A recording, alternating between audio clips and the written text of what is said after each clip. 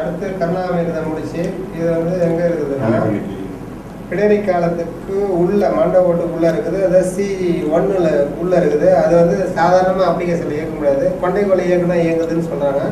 இது இருப்பிடம்னு சொன்னால் கர்ணாமிரதை முடிச்சு இந்த பிடரி காலத்துக்கு உள்ளது எலும்பு உள்ளுக்கு ஃபஸ்ட்டு C1 இருக்கிற இடம் தான் சர்விக்கல்னு சொல்லுவாங்க. அந்த எலும்பு கழுத்து எலும்போட முனைப்பகுதி ஃபஸ்ட் எலும்பில் இருக்குது. அது மண்டை ஓட்டுக்குள்ளே இருக்கிறனால இயக்க முடியாது. பட் இருந்தாலும் கொண்டைக்குள்ளே இயக்கும்போது அது இயங்குதுன்னு சொல்கிறாங்க.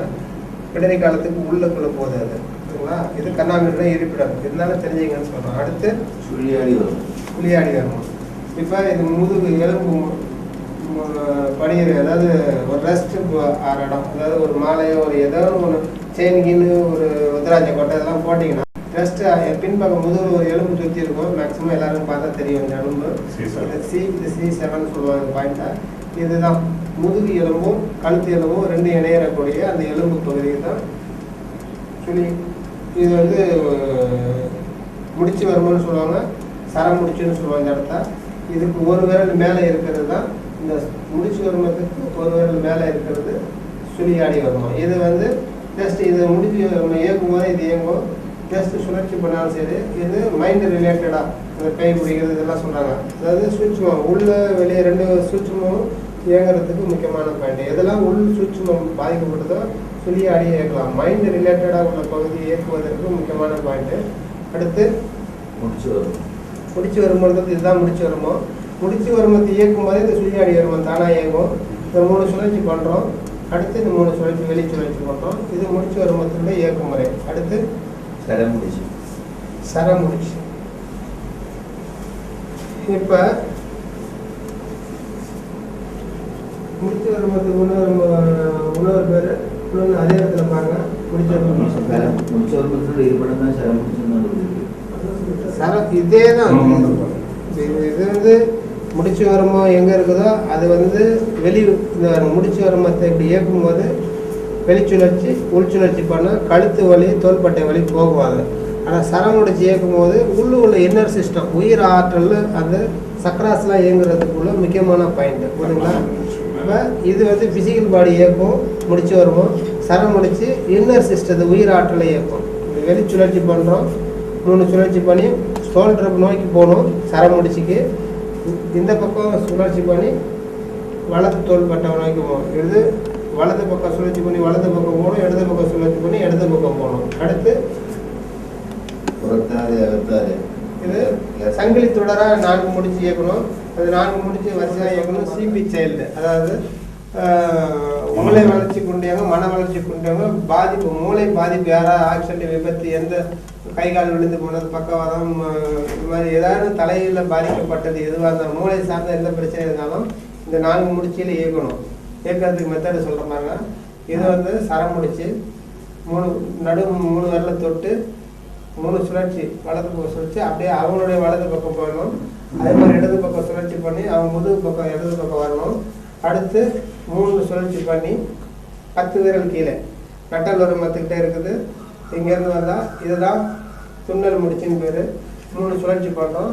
அடுத்து நடுவில் இந்த விழா எலும்பு 12வது விழா எலும்பு முடிகிற இடம் 2 ரிப்பு பிரிகிற இடம் அது வந்து T12 சொல்லுவாங்க. யானை இருப்பிடம். இங்கே 3 சுழற்சி பண்ணிங்கன்னா இது வந்து பாசம் முடிச்சு அடுத்தே டெட் எண்டு கொண்டு வந்து போய் அந்த கிட்டத்தட்ட ஆணி காலத்திட்ட கீழே போகணும். 3 சுழற்சி பண்ணி கீழ் நோக்கி இறக்கி ஆகணும். இறக்குது வந்து ஆணிக்காலன்றது இந்த வால் முதுகு தன்னோட டெட் எண்டு உள்ளே போய் இந்த படைக்கு உள்ளே போய் லிங்க் ஆகிறது டிப்பு வந்து தண்டவாள இடத்தினுடைய கடைசி முனையை வந்து கும்பகம் முடிச்சின்னு பேர். அந்த கும்பகம் முடிச்சு இயக்கி அது சுழட்டி கீழே இறக்கணும். சரம் முடிச்சு துண்ணல் முடிச்சு பாசம் முடிச்சு கும்பகம் முடிச்சு இது கண்டினியூ 4 சங்கிலி தொடராக வள சுழற்சி இலை சுழற்சி பண்ணி இறக்கணும். வள சுழற்சி பண்ணி கண்டினியூவாக வரணும். இது உள்ளுக்குள்ள இன்னர் மைண்டு ரிலேட்டட் எந்த பிரச்சனைக்கும் இது செய்யணும். கர்ணாமிரதை முடிச்சு இயக்க முடியாது. மண்டை ஓட்டுக்குள்ளே இருக்குது. இருந்தாலும் கொண்டைக்குள்ளே இயக்கும் போது அது இயங்கும். அடுத்து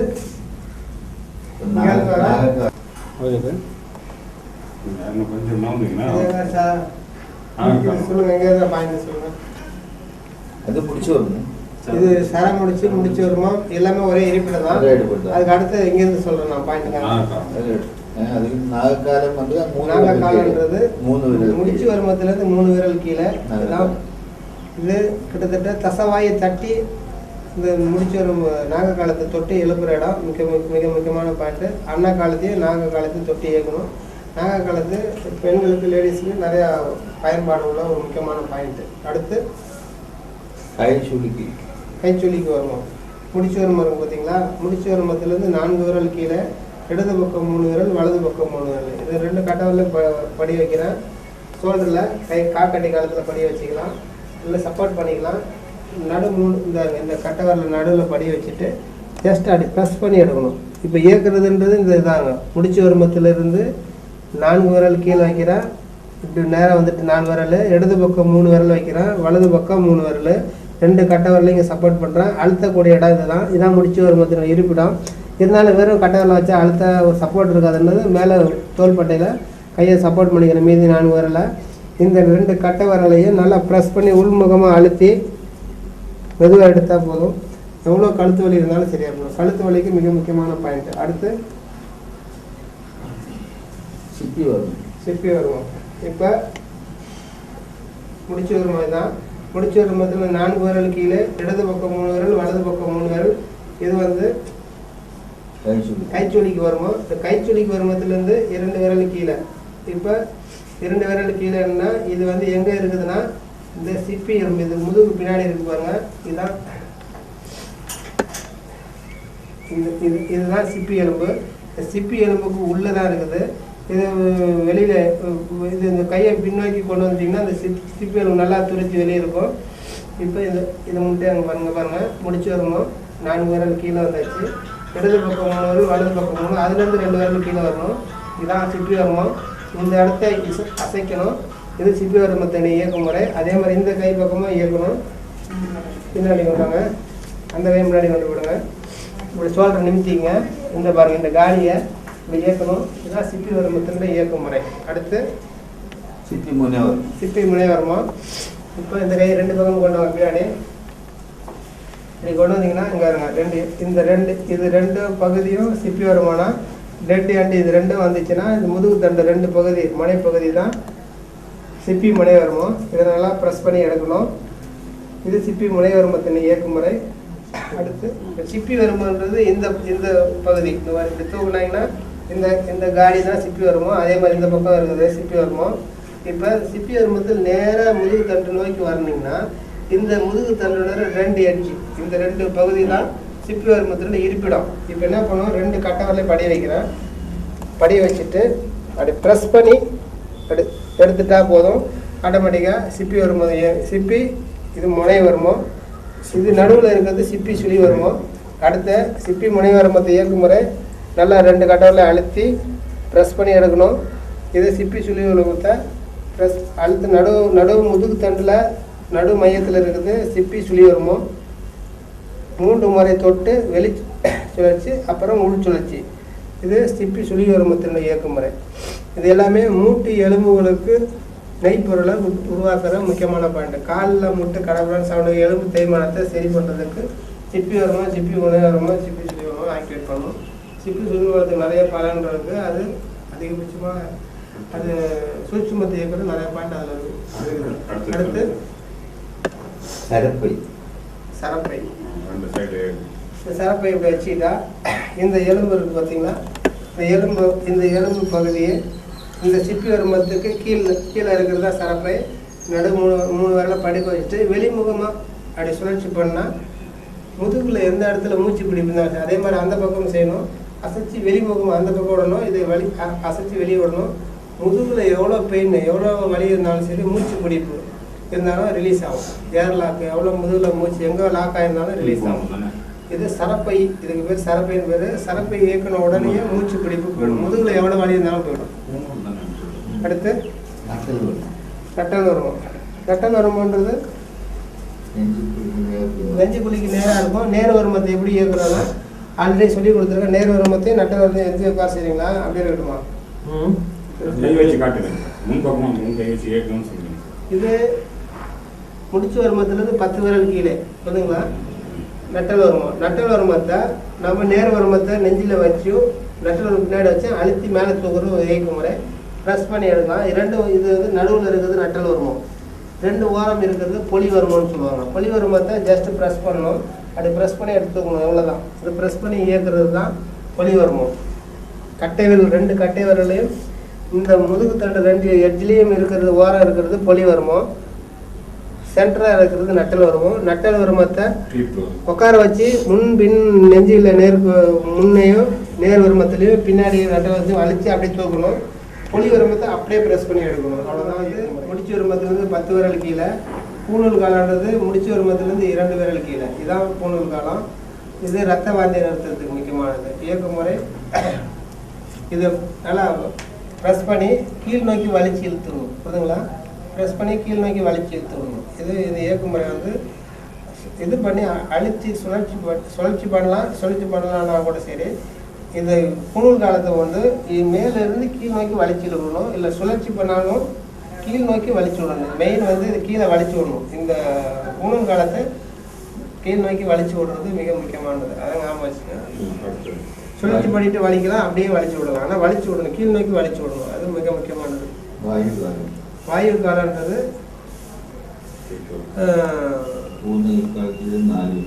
பூணூல் காலத்திலிருந்து 4 விரல் கீழேனா இது எப்படின்னா இந்த T12 சொல்கிறாங்க பார்த்தீங்களா? இந்த T12 இந்த பக்கம் பிரியுது பார்த்தீங்களா? 12வது எலும்பு முடிகிற இடம். அதாவது முதுகு தண்டில் விழா எலும்பு 12வது முடிகிற இடம். இங்கேருந்து பார்த்தா 10 விரல் கீழே, அடுத்து 2 விரல் கீழே, அப்புறம் 4 விரல் கீழேனா இது பிரிகிற இடம். இந்த இடத்த வாயு காலத்தை நேரடியாக அப்ளை பண்ண முடியாது, கீழேருந்து வரணும். இது எப்படி மேலேருந்து கீழ் நோக்கி வர்றது பூணூல் இயக்க முறை.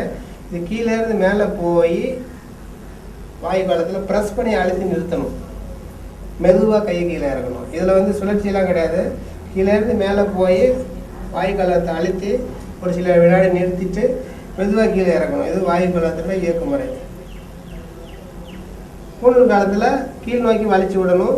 வாயு காலத்தை கீழேருந்து மேலே போய் ப்ரெஸ் பண்ணி அழுத்தி அமர்த்தணும், அமர்த்தி நிறுத்தணும், அங்கேயே இறங்கக்கூடாது கையை. உடம்புல உள்ள மொத்த இது வாயு 10 தச வாயுக்குள்ளேயும் ஹெட்டு இந்த வாயு காலம் தான் அதில் கட்டுப்பாட்டில் இயங்குது. அடுத்து பாசம் முடிச்சு அதை இருப்பிடும். பாசம் முடிச்சு கிட்டத்தட்ட இதுக்கு துண்ணல் முடிச்சுக்கு அடுத்து பாசம் முடிச்சு. இது நட்டல் வருமத்தில் இருக்கிறது துணல் முடிச்சு, வாயு காலத்தில் இருக்கிறது பாசம் முடிச்சு. 2 முடிச்சு. ஒன்று சூட்சுமத்தை உள்ள சக்கராசை ஆக்டிவேட் பண்ணுறது, உயிராற்றல் ஆக்டிவேட் பண்ணுறது. இது ஃபிசிக்கல் பாடி. இது அன்னமய கோஷத்தை இயக்குது. இன்னொன்று வந்து அந்த பிராணமய கோஷத்தை இயக்குது. 5 உடம்பு பிரிஞ்சிருக்கு. அந்த பிராணமய கோஷத்தை இயக்குறது முடிச்சுகள். வர்ம புலிகள் வந்து ஃபிசிக்கல் பாடியை இயக்குது. அடுத்து அன்னமய கோஷத்தை இயக்குது. அடுத்தது வந்து பெருமாள் காலம் மாணிக்க நாவி. பெருமாள் காலம் மாணிக்க நாவி. பெருமாள் காலன்றது தொப்புளுக்கு நேர் பின்னால் இருக்கிறது தான் பெருமாள் காலம். தொப்புள் இந்த கையை அழுத்துறேன், 3 விரல் அழுத்துறான். நல்லா எவ்வளோ ப்ரெஸ் பண்ண முடியுமோ அவ்வளோ ப்ரெஸ் பண்ணுறான். இந்த முதுகு தண்டை நான் அழுத்திக்கிறேன். இது ரெண்டுத்தையும் அழுத்தி எடுக்கிறது தான் பெருமாள் காலனுடைய இயக்குமுறை. இதில் நடுவில் இருக்கிறது மாணிக்க நாபி. மாணிக்க நாபியின் தூண்டுதல் பண்ணுறதுக்கும் பெருமாள் காலத்தையும் அன்னக்காலம்னு சொல்லுவாங்க. அன்னக்காலத்தையும் ஒன்று அழுத்தி எடுத்தா ஆட்டோமேட்டிக்காக உள்ள நடுவு மத்தியில் மாணிக்க நாபி இருக்குது. அது வந்து உள்ள ஸ்பைனல் கார்டா உள்ள உயிராற்றலை ஈவன் பண்ணி சமன்படுத்தி கண்டு வடத்தில் விட்ட உயிராற்றலை நேர் பண்ணுவதற்கு பெருமாள் காலம்ன்றது டைஜஷன் ஆக்டிவேட் பண்ணும். அன்ன காலமும் டைஜஷன் ஆக்டிவேட் பண்ணும். 2 பெருமாள் காலத்தையும் அன்ன காலத்தையும் ஒன்றா அழுத்தி டைட் பண்ணி எவ்வளோ உள்முகமாக அழுத்தி எடுக்கிறோமோ நடுவில் மாணிக்க நாவின்றது உள் இன்னர் பகுதியில் அந்த மாணிக்க நாவி ஸ்டிமுலேட் பண்ணணும்னா 2த்தையும் ப்ரெஸ் பண்ணி எடுக்கணும். எடுக்கும்போது உள்ள தண்டு வடத்தில் உயிராற்றலை ஈவன் பண்ணி சமன்படுத்தும், உயிர் ஓட்டத்தை நேராகும். அடுத்து நங்கனாவுக்கு கொடுத்துங்க. நெத்தி தள்ள வைங்க.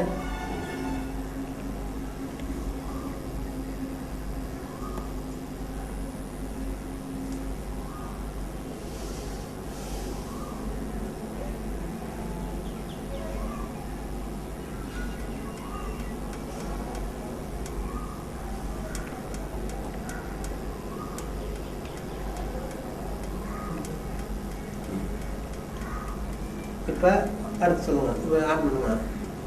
இப்போ நங்கனா பூட்டு இப்போ சொல்ல போகிற விளக்கம் கொடுக்குறது நங்கனா பூட்டு. நங்கனா பூட்டு கால்குலேஷனா இங்கே நெத்து முடிச்சு வருமத்துலேருந்து 22வது விரல் கீழே வரும். நங்கனா பூட்டு இல்லைன்னா இதுலேருந்து பார்த்தா அப்படியே வரிசையாக நீங்கள் கணக்கு பண்ணிகிட்டே வந்தீங்கன்னா வாயு காலத்துலேருந்து 6 விரல் கீழே வரும்.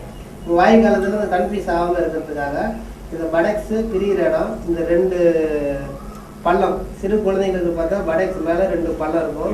இந்த 2 பள்ளம் தான் நங்கனா பூட்டு. இது டேரெக்டாக ஐடென்டிஃபிகேஷன் பண்ணிடலாம். பண்ணலன்னா முதுகு தண்டு சுழியிலேருந்து 22வது விரல் எங்கே முடியுதோ தண்டுவடத்துலேருந்து 3 விரல் எடுத்து பார்ப்போம். அப்படி கணக்கு பண்ணிக்கிட்டாலும் நங்கனா பூட்டை இயக்கலாம். வாயு காலத்துலேருந்து 6 விரல் கொண்டு வரணும். 6 விரல் கொண்டு வந்தீங்கன்னாலும் இது 2க்கு எக்ஸாக்டாக இந்த புள்ளி வச்சுங்க. ஏன்னா நம்ம விரல் இவரோட நம்மளோட உயரத்துக்கும் இவரோட உயரத்துக்கும் வித்தியாசங்களும் கரெக்டாக விரலை எடுத்து வச்சா ஒரு விரல் 2 விரல் முன்ன பின்ன இருக்கும். ஏன்னா எக்ஸாக்டாக நம்ம உடல் உயரமும் அவரோட உடல் உயரமும் இதனால் வித்தியாசப்படும். இதனால் நங்கனா பூட்டுன்றது இந்த படக்ஸு இந்த புளி இருக்குது பார்த்தீங்களா, இந்த பிரிகிற இடத்துல 4 விரல் மேலே இடது பக்கம் 3 விரல் வலது பக்கம் 3 விரல் திருஷ்ட பகுதியை இந்த மசில் தசை பகுதி 2ஆக பிளக்கும். அந்த பிளவுலேருந்து நான் கையை வச்சிங்கன்னா 4 விரல் மேலே இடது பக்கம் 3 விரல் வலது பக்கம் 3 விரல் இப்படி ஈஸியாக ஐடென்டிஃபிகேஷன் பண்ணிங்க. விரல் அளந்துட்டு வந்தால் கரெக்டாக இருக்காது. அவருடைய விரல் படி கரெக்டாக இருக்கும், நம்ம விரல் படி குறைப்பாக வராது. அதுக்கு ஈஸியாக ஐடென்டிஃபிகேஷன் பண்ணுறதுக்கு இதான் இந்த 2 பள்ளம் தான் நங்கனா பூட்டு இயக்குமுறை.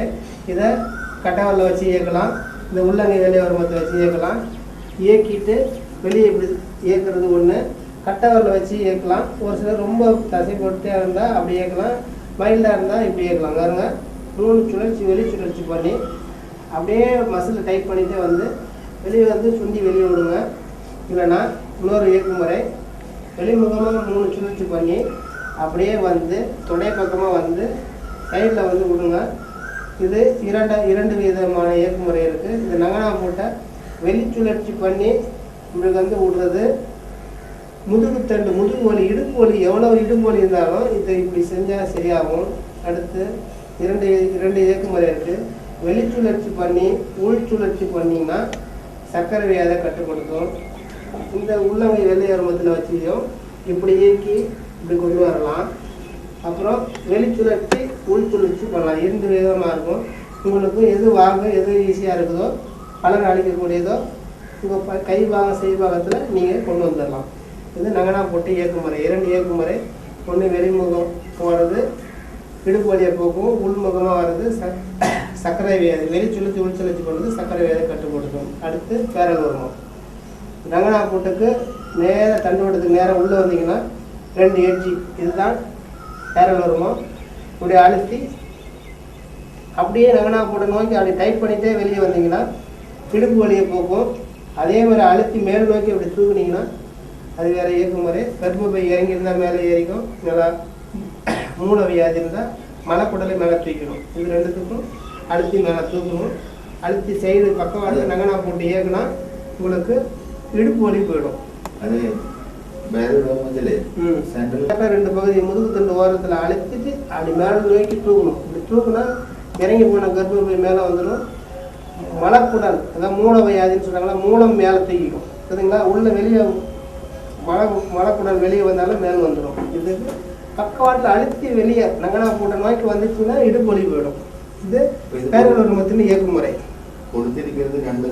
நங்கனா பூட்டு நடு சென்டராக இருக்கிறது பேரல் வருமம். பேரல் வருமத்திலிருந்து 3 விரல் கீழே இடது 2 எட்ஜி தான். வலது பக்கம் இருந்து வலம்புரி காலம், இடது பக்கம் இருந்து இளம்புரி காலம். இந்த 2 எட்ஜில் வந்து வெளிமுகமாக சுழற்சி பண்ணுங்க. இது யூரினரி ட்ராக்டை ரிலீஸ் சரி பண்ணணும். அடுத்து